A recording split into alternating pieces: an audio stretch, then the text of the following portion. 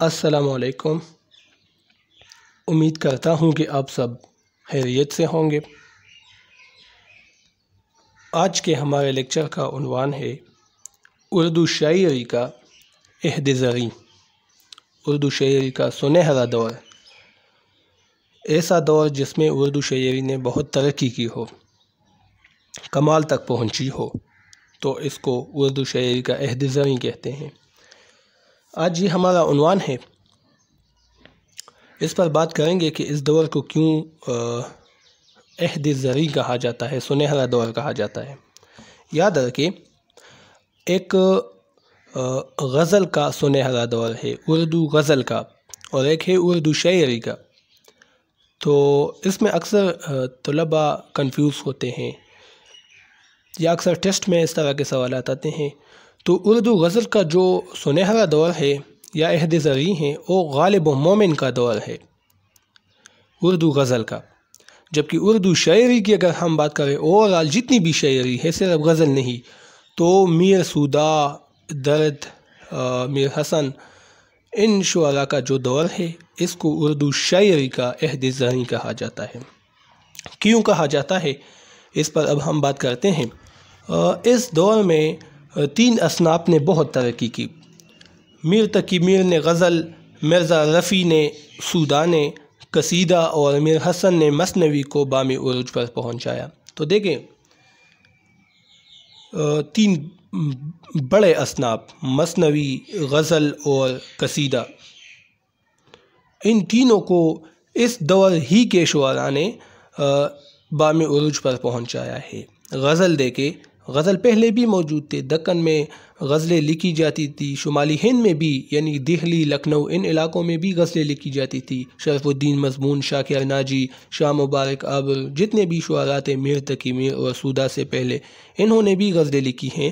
لیکن میر تقی میر اور ان کے ہم عصر شعراء نے، سودا، خواجہ میردرد یا اثر وغیرہ نے جیسی غزلیں لکھی ہے، تو اس کی کوئی ثانی نہیں ہے، اس کا کوئی نظیر ادب میں نہیں ملتا۔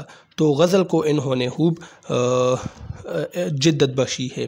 اس کے علاوہ مرزا رفیع سودا کی اگر بات کریں تو قصیدے کے امام ہیں مرزا رفیع سودا۔ تو انہوں نے بلند خیالی اور تخیل کی فراوانی اور پرشکوہ الفاظ کے ذریعے سے قصیدے کو ایک نئی رفتار اور جدت بخشی۔ سودا نے مبالغے کا بہترین استعمال کیا۔ ہجو جس ایک ایسی صنف ہے جس میں کسی کی برائی بیان کی جاتی ہے، قصیدے ہی کی ایک شکل ہے، تو اس کو دیکھے تو سودا سے بہترین ہجویں اس دور میں کسی نے نہیں لکھی۔ تو قصیدہ بھی اس دور میں ایک نئی سمت، ایک نئے ڈگر پر چل پڑا۔ مثنوی دیکھے، میر تقی میر نے بھی مثنوی لکھی ہے، اس سے پہلے بھی مثنویاں لکھی جا چکی ہے، لیکن سحر البیان مثنوی جو میر حسن کی تخلیق ہے، اس میں میر حسن نے جو بیان کا جادو جگایا ہے، سحر البیانی کی ہے، اس کی بھی کوئی مثال نہیں ملتی۔ تو یہ ایک عظیم مثنوی ہے، سحر البیان، جو کہ اس دور ہی میں لکھی جا چکی ہے۔ یہی وجہ ہے کہ اس دور کو اردو شاعری کا عہد زریں کہا جاتا ہے۔ اس دور کے شعراء نے باشا کے بجائے فارسی الفاظ کو برتا۔ باشا اس زبان کو کہا جاتا ہے جو بول چال کی زبان ہو۔ اس وقت جو بول چال کی زبان تھی، اس کو باشا کہا جاتا تھا۔ تو سبو، کبو، ایدر، ادھر، یہ الفاظ، تو اس کا بھی استعمال کیا اس دور کے شعراء نے، لیکن بہت کم۔ لیکن اس کے ساتھ ساتھ انہوں نے فارسی الفاظ و تراکیب کا بھی استعمال کیا ہے اس دور کے شعراء نے، میر تقی میر سے لے کر میر حسن تک جتنے بھی ہیں۔ واسوخت ایک صنف ہے اردو شاعری کی، جس میں محبوب کو جلی کٹی سنائی جاتی ہے، سخت باتیں سنائی جاتی ہے، گلے شکوے اس میں ہوتے ہیں۔ تو اس کے موجد میر تقی میر ہیں۔ یہ اردو شاعری کی ایک صنف ہے جو اس دور ہی کے شاعر میر تقی میر نے اس کو ایجاد کیا۔ اب حیات میں محمد حسین آزاد نے یہ لکھا ہے۔ تو واسوخت جیسی صنف بھی اس دور میں ایجاد ہوئی، تو اسی وجہ سے اس کو اردو شاعری کا عہد زریں کہا جاتا ہے۔ اس کے علاوہ مرثیے کو اگر ہم دیکھیں تو اس کو بھی سودا نے جدت بخشی۔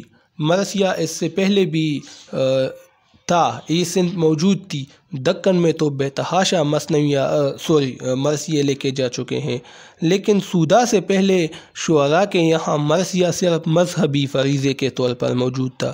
مرثیہ چونکہ اس میں امام حسین رضی اللہ تعالی عنہ اور ان کے جو دیگر رفقا تھے ان کی شہادت کی بات ہوتی ہے، اور کربلا کی کہانی اس میں بیان ہوتی ہے، تو دکن کے جو شعراء تھے وہ شیعہ مذہب سے ان کا تعلق تھا۔ بیجاپور کی جو عادل شاہی حکومت تھی، یا گولکنڈہ کی قطب شاہی حکومت تھی، قلی قطب شاہ یا ابراہیم عادل شاہ، جتنے بھی شعراء تھے ان حکمرانوں نے خود بھی مثنویاں لکھی ہے، جبکہ اس دور کے دیگر شعراء نے بھی مرثیے لکھے ہیں، اور اس دور کے دوسرے شعراء نے بھی مرثیے لکھے ہیں، لیکن وہ صرف مذہبی فریضے کے طور پر، کیونکہ وہ شیعہ تھے اور شیعوں کا تعلق حضرت امام حسین اس سے ہے، تو یہی وجہ ہے کہ انہوں نے بہت زیادہ مرثیے لکھے ہیں، لیکن اس میں ادبیت اور شعریت اتنی نہیں تھی۔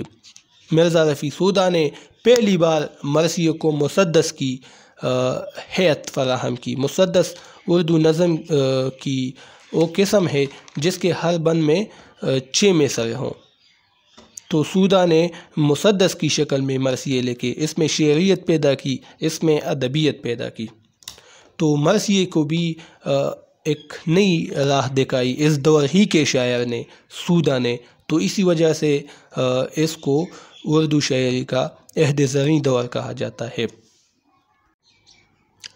تو یہ چند پوائنٹ ہیں میں نے آپ لوگوں کے ساتھ شیئر کیے ہیں، بہت ہی آسان کر کے، امید ہے آپ اس کو سمجھ چکے ہوں گے۔ اگر کوئی سوال ہو تو آپ پوچھ سکتے ہیں۔ اب تک کے لیے اتنا ہی کافی ہے، اب مجھے اجازت دیجیے، اللہ حافظ۔